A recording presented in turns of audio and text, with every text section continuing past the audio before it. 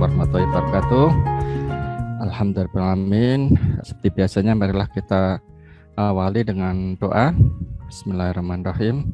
Allahumma inna nas'aluka ilman nafi'a wa rizqan thayyibah wa amalan mutaqabbala.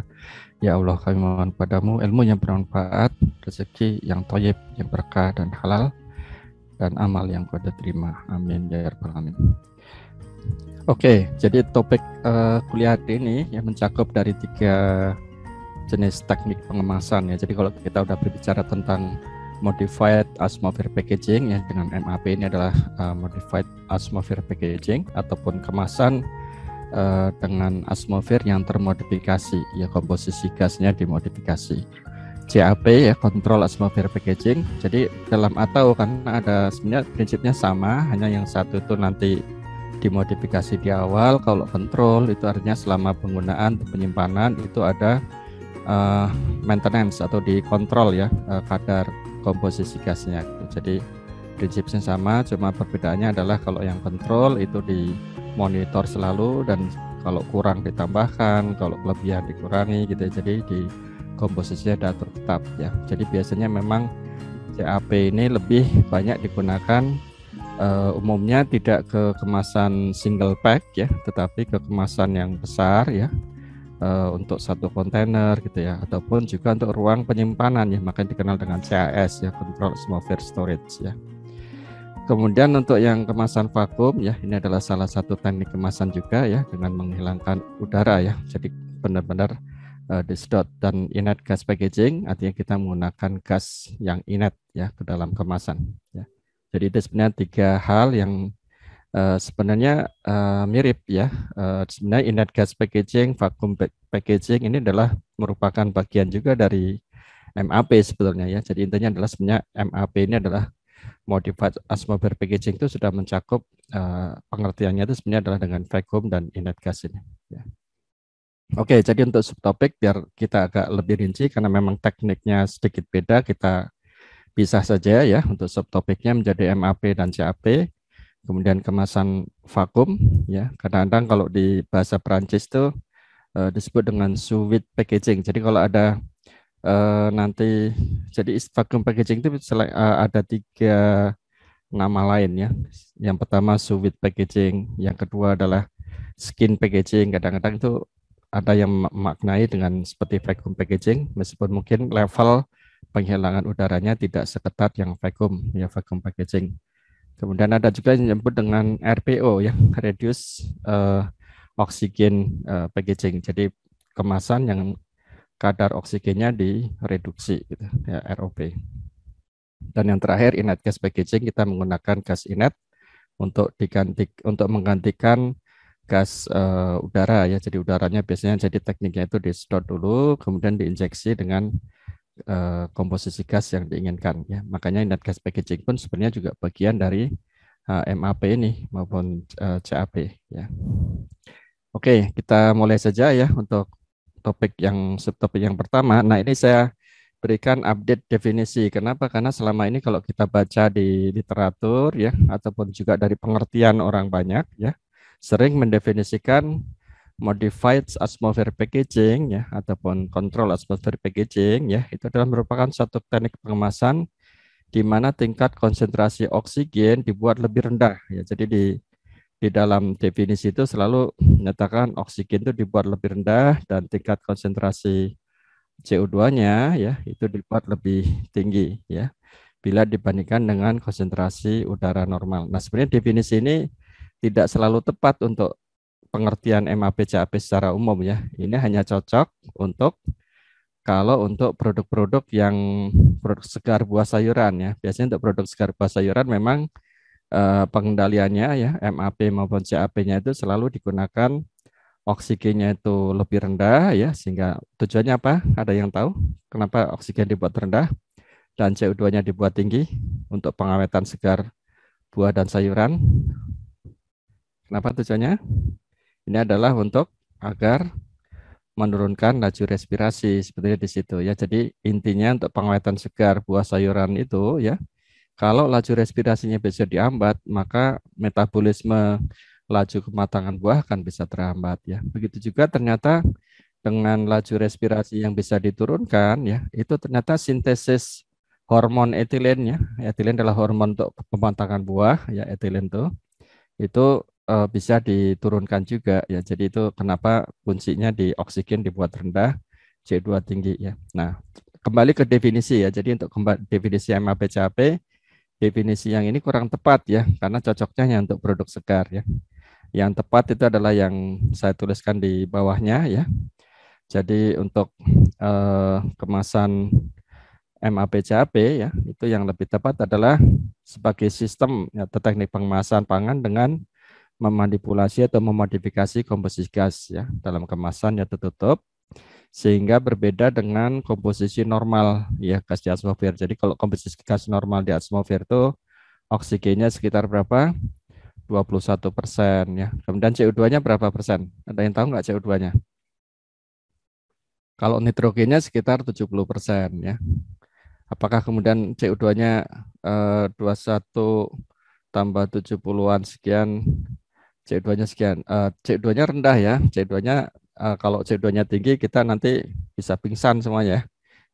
Jadi CO2-nya itu biasanya di udara hanya kurang dari 1% gitu, 0,0 sekian gitu, 0, berapa persen ya gitu. Jadi komposisi gas di udara itu oksigennya 21%, nitrogennya yang paling banyak ya, sekitar lebih dari 70%, dan CO2-nya itu kurang dari 1% ya, 0, ya persennya. Saya kurang tahu tepatnya, biasanya tergantung dari daerah ya, tergantung dari tingkat polusi udara ya, mungkin itu dari CO2 itu ya. Oke, baik. Jadi kalau dengan definisi yang ini, yang definisi yang lebih tepat ya untuk pengertian MAP-CAP ya. Jadi nanti tolong kalau membuat definisi jangan pakai definisi yang pertama lagi, kalau kecuali kalau memang MAP-CAP untuk buah sayuran ya, itu boleh didefinisikan seperti ini. Tapi kalau MAP-CAP secara umum untuk produk pangan, nah itu lain ya. Contohnya di sini nih. Kalau MAP daging segar ya, justru itu kadang-kadang oksigennya dibuat tinggi ya, sampai 20% gitu ya, 30% O2-nya. Ya, ada yang teknik MAP dengan oksigennya tinggi dan CO2-nya dibuat tinggi juga gitu. Ya, jadi oksigen dan CO2 isinya ya. Ini kenapa fungsinya? Karena sebenarnya oksigen dengan pada daging itu bisa meretensi warna merah. Jadi ini akan terbentuk warna merah daging kan mioglobin ya. Saat dia berikatan dengan oksigen membentuk oksimioglobin, itu warnanya merah cerah ya, menunjukkan kesegaran daging gitu ya. Sedangkan kalau CO2 biasanya dibuat tinggi, fungsinya adalah untuk efek pengawetan ya. CO2 pada daging biasanya akan membentuk asam karbonat bisa menurunkan pH sehingga menghambat pertumbuhan mikroba ya. Selain itu CO2 sendiri juga bisa toksik atau bisa menjadi penghambat pertumbuhan mikroba ya, karena CO2 banyak yang melakukan penelitian itu bisa juga merusak sistem barier ya, sel membran sel ya, jadi bisa menghambat pertumbuhan mikroba ya. Nah, lain lagi pada MAP untuk kopi bubuk gitu ya misalnya ya, itu sering dibuat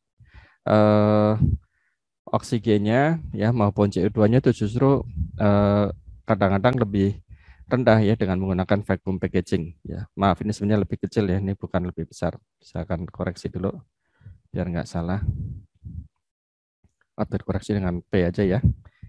Jadi ini mestinya adalah lebih kecil ya. Jadi hampir nol kan. Kalau untuk MAP untuk kopi bubuk ya, dengan yang kita sebut dengan vacuum packaging atau sous vide packaging ya. Jadi kadar oksigen maupun CO2 itu dibuat mendekati nol gitu. Ya, udaranya dibuat mendekati nol. Oke ya, jadi ini pengertian dari MAP dan CAP ya, sedikit ada untuk perbandingan ya, bahwasanya definisi yang selalu dituliskan banyak di buku itu kalau seperti ini kurang tepat ya. Jadi kalau definisi umum adalah ini ya. Ini hanya cocok untuk MAP, CAP, buah dan sayuran segar ya. Artinya untuk produk-produk yang berrespirasi ya. Oke, jadi ini masih lanjutannya ya dari Floros, ini juga mendefinisikan MAP maupun juga CAP ya, atmosfer terkendali artinya yang kontrol ya, kontrol atmosfer maupun juga modified atmosphere adalah istilah yang mengisyaratkan ya penambahan atau penghilangan gas dari ruang penyimpanan wadah maupun juga kemasan transportasi ya, untuk berbeda dengan udara normalnya ya, untuk sesuai dengan tujuan dari pengawetannya ya. Oke, nah apa perbedaan yang prinsipal antara MAP dan CAP itu ya? Jadi Modified Atmosphere Packaging dan Control Atmosphere Packaging. Jadi perbedaan yang utama sebenarnya yang nomor satu ini ya. Jadi kalau MAP ya itu tidak ada proses pengontrolan ya. Jadi hanya di setting di awal. Nah nanti saat selama penyimpanan, selama distribusi itu mungkin akan berubah ya seiring dengan waktu penyimpanan. Sedangkan yang CAP ya itu selalu dikontrol ya secara ketat, teratur ya selama penyimpanan atau rantai pasok itu selalu diatur. Ya itu sebenarnya prinsip perbedaan yang prinsipal ya. Yang MAP itu tidak ada pengontrolan ya. Sedangkan kalau yang CAP itu ada pengontrolan komposisi dan konsentrasi gasnya ya selama penggunaan ya, selama penggunaan kemasan CAP itu selalu dikontrol ya. Oke, nah jadi perbedaan yang lain artinya untuk CAP MAP ini kurang akurat ya dalam setting komposisi maupun konsentrasi gas ya setelah disil kemasannya atau setelah diklaim atau kadang-kadang ada yang menyebut setelah disegel gitu ya dalam bahasa Indonesia itu tidak ketat ya. Sedangkan kalau yang CAP itu sangat ketat ya dan akurat ya konsentrasinya.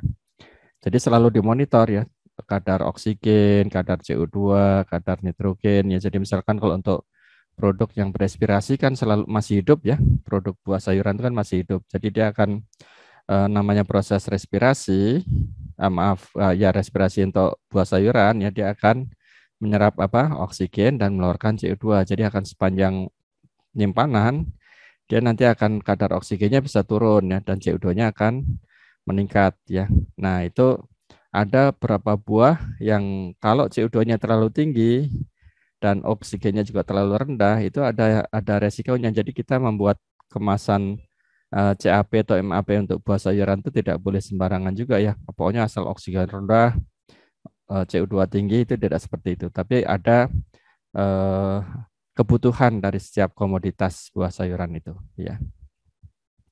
Oke, nah kemudian untuk produk MAP biasanya untuk produk yang non respirasi ya, di mana pertumbuhan mikroba ataupun proses kimiawi ya seperti oksidasi itu yang utama merupakan kerusakan utama ya.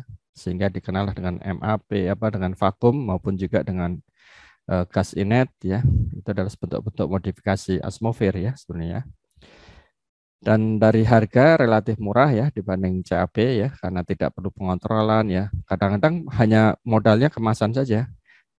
Buah dikemas ya setelah dicuci segala macam dari ready gitu ya. Misalkan ya untuk MAP buah sayuran ada yang menggunakan yang kita sebut dengan perforated film ya, plastik yang sudah diberikan pori-pori gitu ya sehingga akan cocok untuk buah sayuran segar ya selama penyimpanan. Jadi laju respirasi bisa turun, tetapi tidak terjadi proses kondensasi di dalam kemasan ya, karena dalam proses respirasi itu juga menghasilkan H2O ya, selain dari mengeluarkan CO2 ya, panas dan H2O. Jadi kalau tidak diberikan pori-pori atau perforated film ya plastik itu bisa justru tidak awet buah sayurannya tapi malah rusak ya gitu. Jadi harus diatur juga pemilihan film kemasan tuh sangat penting ya untuk teknik MAP maupun CAP ini ya.